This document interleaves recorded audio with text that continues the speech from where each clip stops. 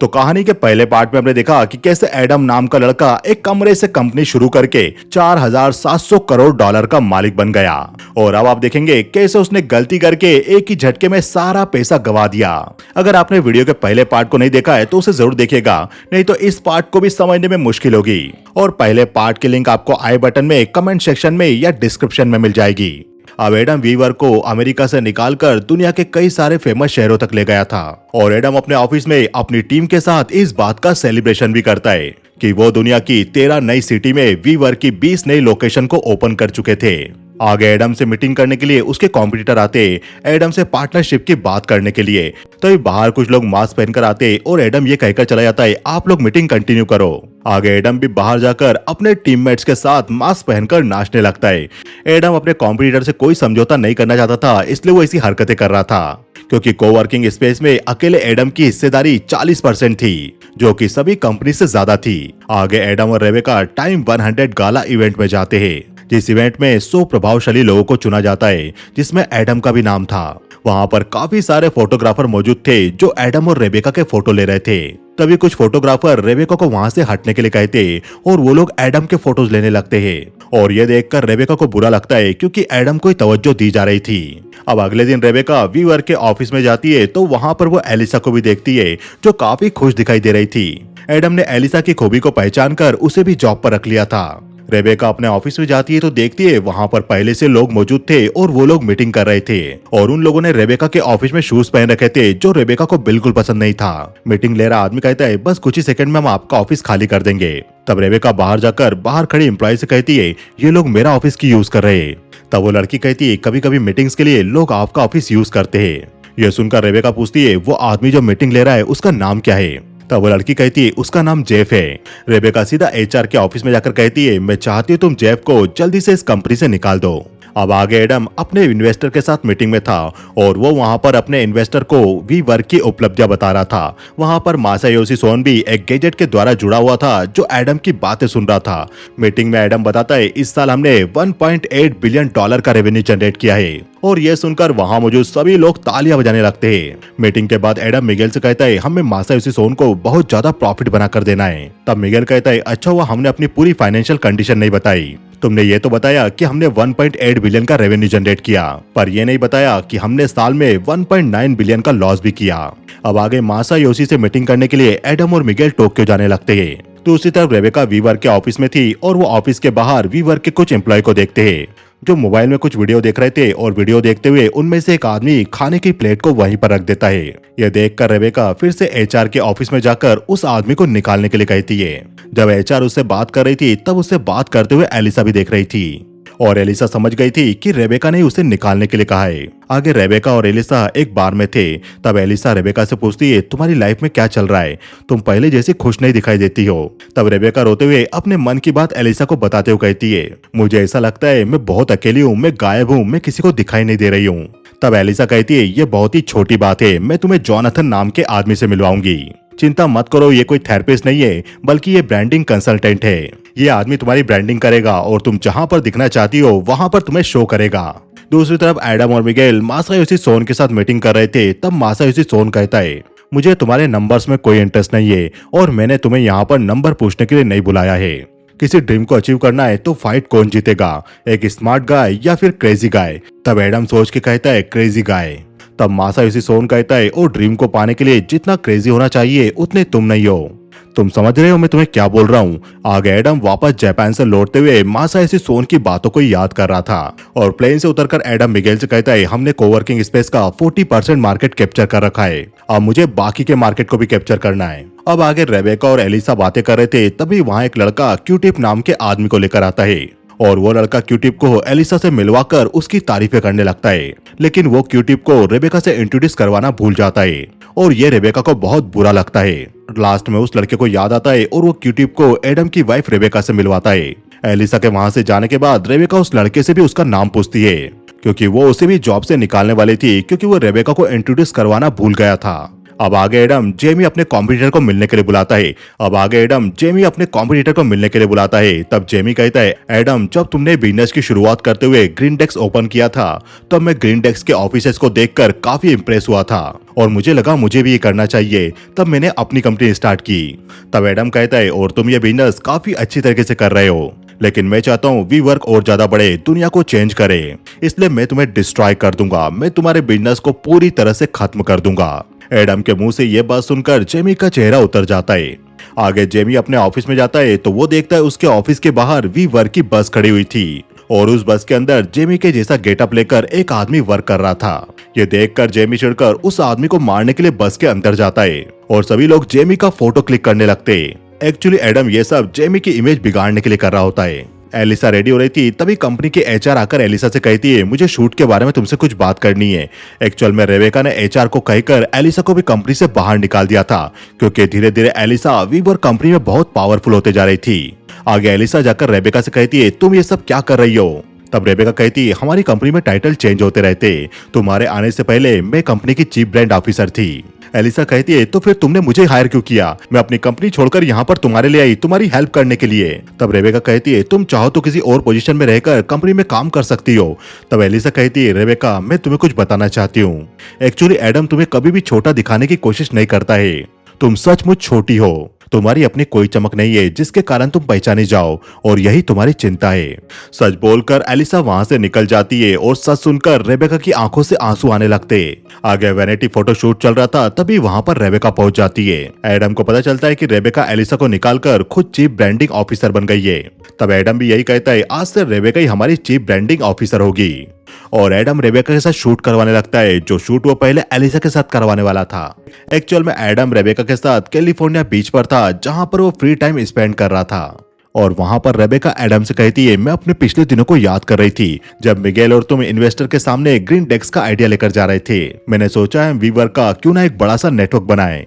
आगे Rebecca board पलटती है तो उसमें काफी सारे नाम लिखे थे, जैसे we live, we fly, we bank और भी कई सारे नाम। एक्चुअल में रेबेका चाहती थी कि वीवर को और ज्यादा बड़ा बनाया जाए, लोगों की जो भी नीड है वो सबको पूरी करे। ये देखकर एडम रेबेका के आइडिया की तारीफ करता है।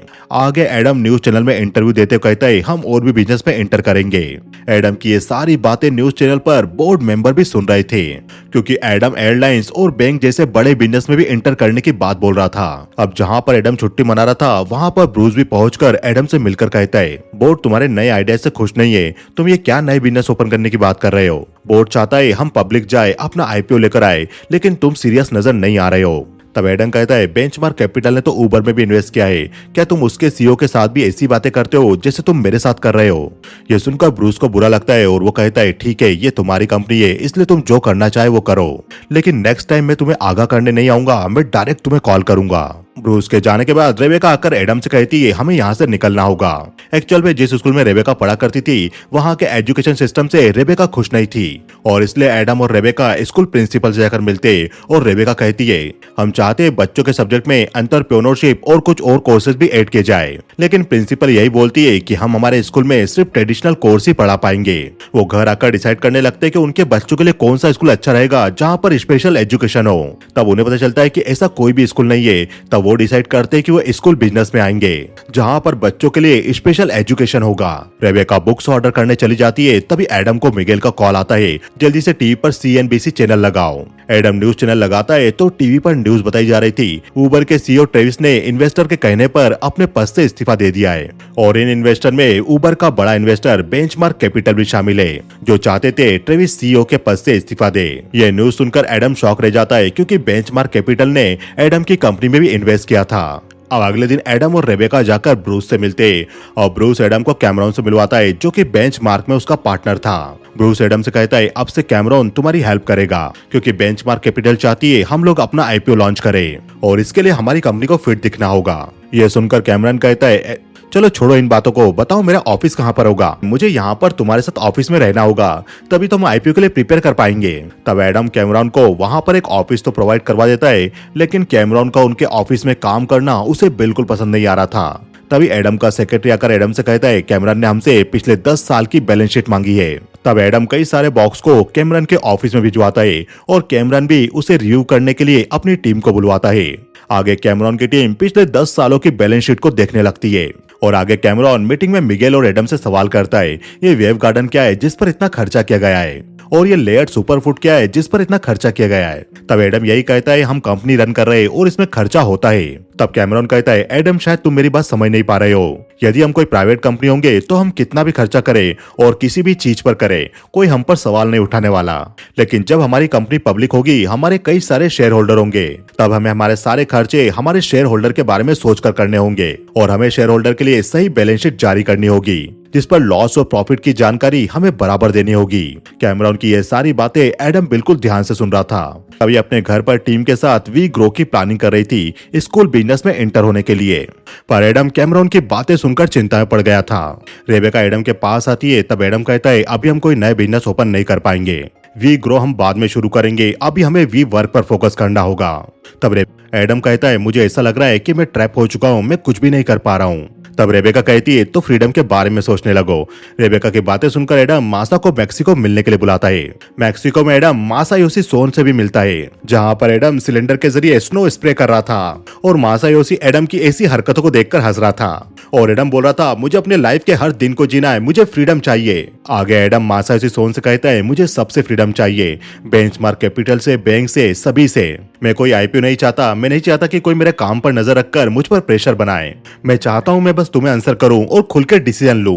तब मासायोशी सोन कहता है, मुझे लगता है तुम्हें थोड़ा धैर्य रखना चाहिए। मासायोशी सोन ने एडम को साथ देने का आश्वासन दे दिया था, इसलिए एडम अपने ऑफिस में पार्टी करने लगता है। अब अगले दिन वीवर के एम्प्लॉय और कैमरन ऑफिस में आते तो वो लोग देखते ऑफिस की हालत काफी खराब थी, किसी ने पूरे ऑफिस को अस्त व्यस्त कर रखा था। कैमरन सीसीटीवी कैमरा में देखता है तो ये सब करने वालों में एडम भी शामिल था। कैमरन एडम की हरकतों से परेशान हो गया था, तभी वो मोबाइल में देखता है कि रेबेका एक स्कूल खोलने वाली है। कैमरन वो न्यूज दिखाकर एडम से कहता है, ये सब क्या है? तब कैमरन कहता है, ये हमारा नया बिजनेस है, वी ग्रो, अब हम एजुकेशन में जाएंगे। तब कैमरन कहता है, मैंने पहले ही तुम्हें कहा था हम एजुकेशन में नहीं जाएंगे। तब एडम कहता है, तुमने ये मुझसे कहा था, लेकिन मैंने तुम्हारी ये एडवाइस नहीं मानी। यह सुनकर कैमरन गुस्सा होकर वहां से चला जाता है और एडम CNBC चैनल को इंटरव्यू देता है। तब रिपोर्टर एडम से पूछता है, आपकी कंपनी दुनिया की तीसरी सबसे बड़ी प्राइवेट कंपनी बन चुकी है, पिछले साल आपका रेवेन्यू बढ़कर डबल हो गया, $1.8 बिलियन, लेकिन पिछले साल का आपका लॉस भी $1.9 बिलियन था। तब एडम कहता है, अमेज़न को प्रॉफिटेबल होने में पूरे 9 साल लगे थे, हमें ये कंपनी ओपन किए हुए 8 साल हो चुके, हम भी जल्द प्रॉफिटेबल हो जाएंगे। एडम के न्यूज चैनल पर दिए इंटरव्यू को मासायोशी सोन भी देख रहा था। तब मासायोशी के एम्प्लॉय मासायोशी से कहती है, वी वर्क सालाना काफी बर्न कर रहा है, अगर ये इसे नुकसान करते रहे तो इससे हमारे स्टॉक प्राइस पर भी प्रेशर आएगा। तब एक और एम्प्लॉय मासायोशी से कहता है, हमें इनकी कंपनी में और इन्वेस्ट नहीं करना चाहिए, क्योंकि जो टर्म और कंडीशन इन लोगों ने हमारे लिए भेजी है वो हमारे लिए ठीक नहीं होगी। तब मासायोशी कहता है, तो ठीक है, उन्हें टर्म और कंडीशन चेंज करके भेज दो। आगे मासायोशी कंडीशन फॉर्म में कुछ कंडीशंस को हटाने लगता है। तब एडम का एम्प्लॉय भी एडम को बताता है, मासायोशी ने कंडीशन चेंज की है। तब एडम कहता है, तो ठीक है, तुम भी कुछ कंडीशन चेंज करके उन्हें ये फॉर्म वापस भेज दो, हमें उनके साथ अच्छे से नेगोशिएशन करना है। आगे एडम अपने ऑफिस में बाल कटवा रहा था, तभी उसका दूसरा एम्प्लॉय आके कहता है, मासायोशी के कहने पर सॉफ्ट बैंक की तरफ से कॉल किया गया था और वो चाहते तुम खलीफा अल मुबारक नाम के आदमी से जाकर मीटिंग करो, जो कि अबू धाबी वेल्थ फंड का हेड है। अबू धाबी वेल्थ फंड का कहना है कि वो सॉफ्ट बैंक में और ज्यादा इन्वेस्ट नहीं करेंगे यदि सॉफ्ट बैंक ने वी वर्क में इन्वेस्ट किया तो, इसलिए तुम्हें वेल्थ फंड के हेड से मिलकर उन्हें इम्प्रेस करना है।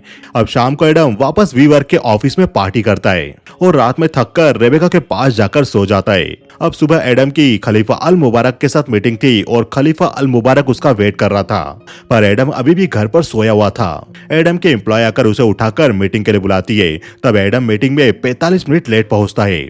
आगे मासायोशी सोन का एम्प्लॉय उसे बताता है, एडम मीटिंग में 45 मिनट लेट पहुंचा, इसलिए सऊदी अरेबिया और अबू धाबी वालों ने वी वर्क में हमें इन्वेस्ट करने के लिए मना कर दिया। एडम भी इन्वेस्टमेंट के टर्म को मानने के लिए तैयार नहीं हो रहा है, उसका बिहेव बच्चों जैसा है, हमें उसकी कंपनी में और ज्यादा इन्वेस्ट नहीं करना चाहिए। उसी दिन एडम को रेबेका की वी ग्रो की ओपनिंग पर भी पहुंचना था। एडम बाथटब में था और उसे उसका सेक्रेटरी बताता है।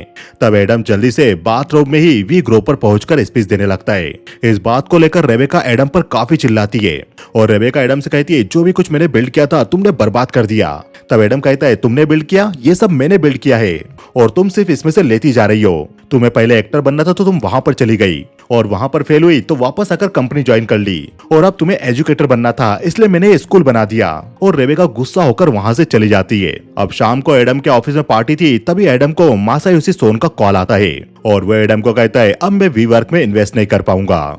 यह सुनकर एडम परेशान हो जाता है क्योंकि जिस इन्वेस्टमेंट के कारण वो इतना उछल कूद कर रहा था वो अब उसे नहीं मिलने वाला था। दूसरी तरफ रेबेका भी वी ग्रो को एक बड़ा बिजनेस बनाने में लग गई थी, लेकिन वो भी डिमोटिवेट हो जाती है जब वो इंस्टाग्राम पर वी ग्रो के फॉलोवर देखती है। रेबेका भी वी ग्रोथ के लिए अपने पॉडकास्ट बनाने लग गई थी, जहां पर वो काफी बड़ी बड़ी बातें कर रही थी, जैसे उनका लक्ष्य दुनिया की चेतना को जगाना, दुनिया को बदलना।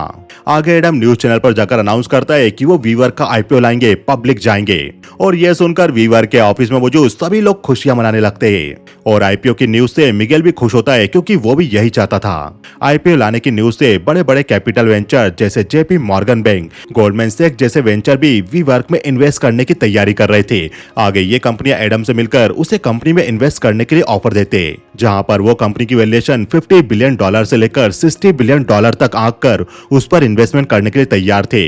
मीटिंग के लास्ट में जेपी मॉर्गन बैंक का एग्जीक्यूटिव जेमी एडम की कंपनी की वैल्यूएशन $63 बिलियन आंक कर उस पर इन्वेस्टमेंट करने के लिए तैयार था। यह सुनकर एडम कहता है $63 बिलियन, ये मेरी कंपनी की अच्छी वैल्यूएशन है।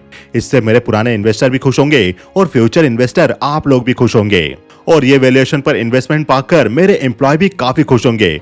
एडम सेलिब्रेट करने लगता है, तब जिमी कहता है ठीक है, हमारी टीम तुम्हारे साथ अब S1 आईपीओ प्रोस्पेक्टस पर काम करेगी।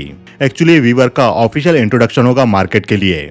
तब एडम कहता है ठीक है, इस पर हम काम करेंगे। तब मिगेल कहता है एडम इस पर इन्हें काम करने दो, ये फाइनेंशियल और बहुत ही इंपॉर्टेंट डॉक्यूमेंट होंगे और ये इन्हें करने दो। तब एडम कहता है जेमी ये सब पुराने तरीके हो गए, हम इसे नए तरीके से करेंगे। जिमी भी एडम की बातों को मानकर वहां से चला जाता है, और उसके बाद एडम और उसकी टीम एंजॉय करने लगती है क्योंकि उनकी कंपनी की वैल्यूएशन $63 बिलियन हो चुकी थी। आगे रेबेका घर में आती है, तब एडम उसे कहता है क्या तुम S1 प्रोस्पेक्टस के बारे में जानती हो? तब रेबेका कहती है एडम मैं वॉल स्ट्रीट में काम कर चुकी हूँ और मैं S1 प्रोस्पेक्टस के बारे में जानती हूँ।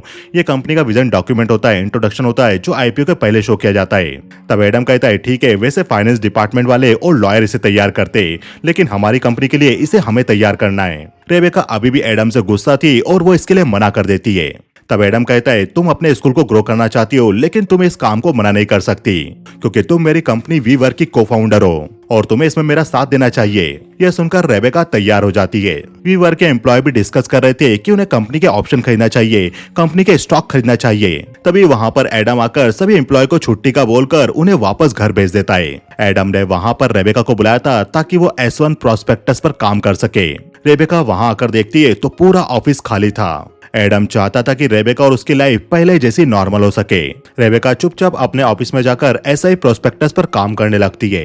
तब एडम रेबेका से कहता है मैं तुम्हें कितनी बार सॉरी बोल चुका हूँ, मैं तुम्हें कितना मनाने की कोशिश कर रहा हूँ। तुम अपने पॉडकास्ट में लोगों की चेतना को जगाने की बात करती हो, लोगों को जोड़ने की बात करती हो, लेकिन तुम ये सब कैसे करोगी जब तुम पिछली बातों को भूल ही नहीं पाती। एडम की बात को सुनकर रेबेका को रियलाइज होता है कि उसे पिछली बातों को भूलकर एडम के साथ आगे बढ़ना चाहिए, और वो तय करती है कि वो वापस से साथ में काम करेंगे और वी वर्क और वी ग्रो को साथ में मिलकर आगे ले जाएंगे। आगे रेबेका और एडम बोर्ड मेंबर के सामने S1 प्रोस्पेक्टस को प्रेजेंट करते और रेबेका उसे पढ़ते हुए कहती है वी कंपनी कमिटेड है दुनिया को प्लास्टिक फ्री, मीट फ्री और कार्बन फ्री बनाने के लिए। ये सारी बातें सुनकर कैमरॉन कहता है ये सब है क्या? तुमने पिक्चर लगा के इंट्रोडक्शन दे दिया, तुमने S1 को एक चिल्ड्रन बुक बना के दे दिया, क्या तुम लोगों ने किसी कंपनी का S1 देखा भी है? तब रेबेका कहती है मैं वॉल स्ट्रीट में काम कर चुकी हूँ और मुझे पता है S1 क्या होता है। तब कैमरॉन ब्रूस से कहता है हम इस S1 के साथ आईपीओ में नहीं जाने वाले, ये लोग इस कंपनी को डिस्ट्रॉय करना चाहते और हम लोग ये सब देख रहे। पर एडम और रेबेका को कोई फर्क नहीं पड़ता, वो हंसते हुए वहां से निकल जाते। तब एक बोर्ड मेंबर पूछता है क्या इसने सचमुच वॉल स्ट्रीट में काम किया था? तब दूसरा बोर्ड मेंबर उसे जवाब देता है हाँ, 3 हफ्तों के लिए किया था। आगे वी वर्क की तरफ से इस इंट्रोडक्शन को जारी कर दिया जाता है और फाइनेंशियल ब्लॉगर वी वर्क के ऐसे S1 को देखकर उसका मजाक बनाने लगते और वो वी वर्क के ऐसे इंट्रोडक्शन के बारे में मजाकिया ब्लॉग लिखने लगते जिसे सभी लोग चटकारे लेकर पढ़ रहे थे। अब मीडिया, सोशल मीडिया सभी दूर वी वर्क के S1 की चर्चा हो रही थी और वी वर्क के ऑफिस में हंगामा मच गया था क्योंकि मीडिया वी वर्क के बारे में नेगेटिव खबरें चलाने लगी थी, जिससे आने वाले आईपीओ पर काफी असर होने वाला था। जेमी भी एडम से कहता है इन्वेस्टर आईपीओ पर कॉन्फिडेंस खो रहे, मुझे लगता है हमें अभी के लिए आईपीओ पोस्टपोन कर देना चाहिए। अब आईपीओ आने के 1 हफ्ते पहले ब्रूस भी एडम को यही समझाता है कि उसके डिसीजन के कारण कंपनी को काफी नुकसान हो रहा है। एडम ने रेबेका को अपना उत्तराधिकारी बना दिया है और वो भी कंपनी के फैसले लेने लगी। तब एडम कहता है बेंचमार्क कैपिटल ने $16.5 मिलियन वी वर्क में इन्वेस्ट किया था और आज बेंचमार्क कैपिटल के इन्वेस्टमेंट की कीमत $300 मिलियन हो गई है। वी वर्क ने आपके इन्वेस्टमेंट को 20 गुना कर दिया है। इसलिए ब्रूस तुम मुझे मत बताओ मुझे मेरी कंपनी के लिए क्या करना है और क्या नहीं करना है। अब न्यूज़पेपर में एडम के बारे में आर्टिकल छप गया था कि एडम ने वी वर्क को बिल्ड किया था और वही अब उसे डिस्ट्रॉय कर रहा है। यह आर्टिकल पढ़ के बोर्ड मेंबर भी परेशान हो जाते क्योंकि किसी भी कंपनी के सीईओ के बारे में ऐसी न्यूज छपना मतलब कंपनी के ऊपर काफी बुरा प्रभाव पड़ना था। सभी बोर्ड मेंबर मीटिंग करके एडम को सीईओ के पद से हटाने का डिसीजन लेते हैं और एडम को मीटिंग में बुलाकर ब्रूस उसे कहता है बोर्ड मेंबर ने आज सुबह डिसीजन लिया है, तुम्हें इस कंपनी से निकाला जा रहा है, तुम्हें सीईओ के पद से इस्तीफा देना होगा। यह सुनकर रेबेका के साथ एडम चुपचाप वहां से निकल जाता है और शाम को उनके घर में वकीलों की एक बड़ी टीम थी और वो टीम डिस्कस करके रेबेका और एडम को बताती है मुझे समझ नहीं आ रहा है कि आपके इन्वेस्टर एडम को निकालने के लिए एग्री कैसे कर गए। आपके पास सुपर वोटिंग शेयर है और इस हिसाब से आपके पास 20 वोट का अधिकार है, इसलिए वो आपको कंपनी से निकाल नहीं सकते। यह सुनकर लॉयर उन्हें एडवाइस देते तुम ये कर सकते हो, किसी को भी निकाल के उन्हें रख सकते हो, पर इससे तुम्हारी इमेज पर असर पड़ेगा और तुम एक पब्लिक कंपनी हो। आगे एडम ब्रूस से मिलकर उसे कहता है हम कंपनी में कई बदलाव करेंगे और रेबेका मेरी उत्तराधिकारी नहीं होगी, एक बार और मेरा साथ दो, हम सब कुछ बदल देंगे। तब ब्रूस कहता है तुमने इस कंपनी को खत्म कर दिया है और अब तुम यदि सीईओ के पद से रिजाइन नहीं करोगे तो मैं तुम्हारे हाथ तोड़ दूंगा। तब जेमी भी वहां पर आ जाता है और वो एडम से कहता है एडम यदि हम कंपनी का आईपीओ लेकर आएंगे तो तुम उसके सीईओ नहीं होने वाले, क्योंकि यदि तुम सीईओ होंगे तो कोई भी वी वर्क के स्टॉक नहीं खरीदेगा। एडम कहता है नहीं ऐसा नहीं होने वाला, मैं सीईओ के पद से इस्तीफा नहीं दूंगा। तब जेमी कहता है तो ठीक है तुम इस्तीफा मत दो, जल्दी वी वर्क के पास पैसा खत्म हो जाएगा और तुम भी बैंकक्रप्ट हो जाओगे, तुम्हारे वी वर्क के सभी शेयर्स की वैल्यू 0 हो जाएगी।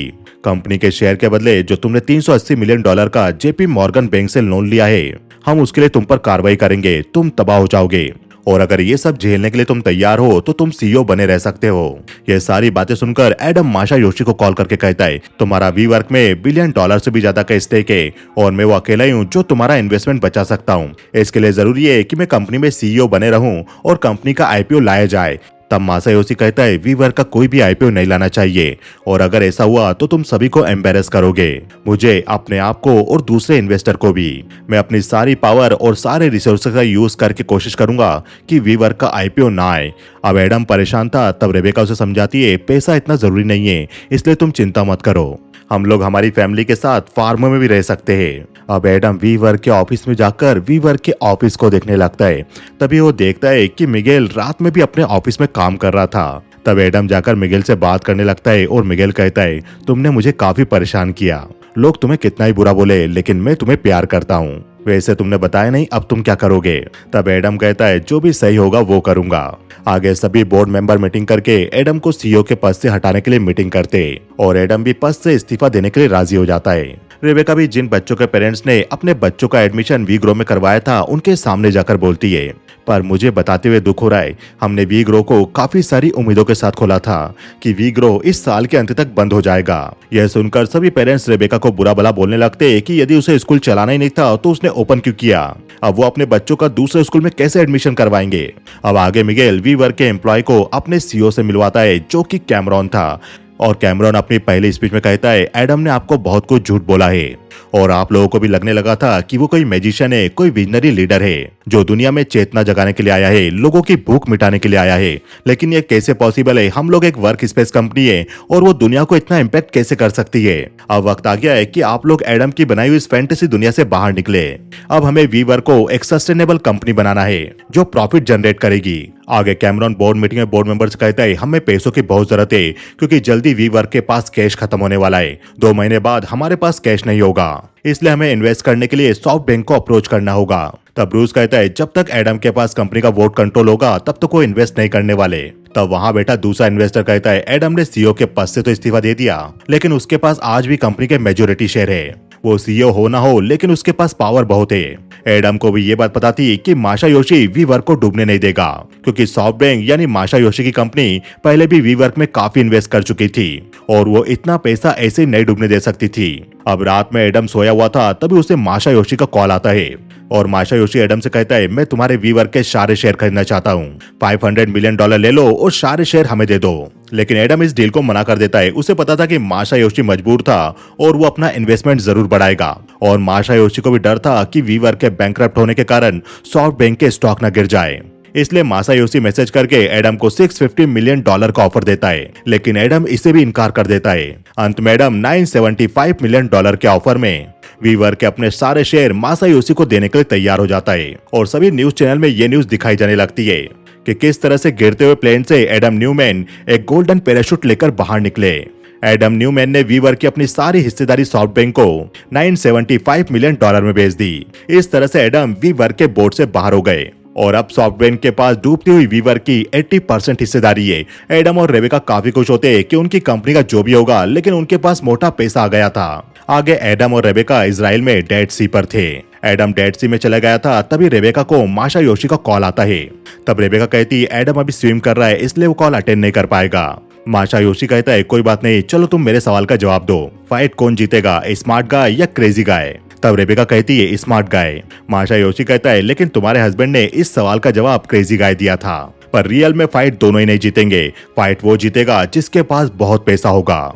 एडम को कहना कि उसे वीवर कंपनी छोड़ने का कोई भी पैसा नहीं मिलने वाला, मैं उसे एक पैसा नहीं देने वाला। मासायोशी कहता है, अगली बार तुम लोग हमारे लॉयर से बात करोगे।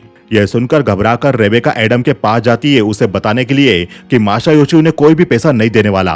रेबेका चिल्लाने लगती है और ये मूवी यहीं खत्म हो जाती है। इसके बाद एडम ने सॉफ्टबैंक पर केस किया था और वीवर्क के बोर्ड मेंबर ने भी सॉफ्टबैंक पर केस किया और वीवर्क के एम्प्लॉय ने एडम और सॉफ्टबैंक दोनों पर ही केस किया, क्योंकि कंपनी ने उन्हें जो शेयर देने का वादा किया था वो कंपनी ने पूरा नहीं किया। सन 2021 में वीवर्क को पब्लिक कर दिया गया $9 बिलियन की वैल्यूएशन पर और ये वैल्यूएशन कंपनी के पीक टाइम से $38 बिलियन कम थी।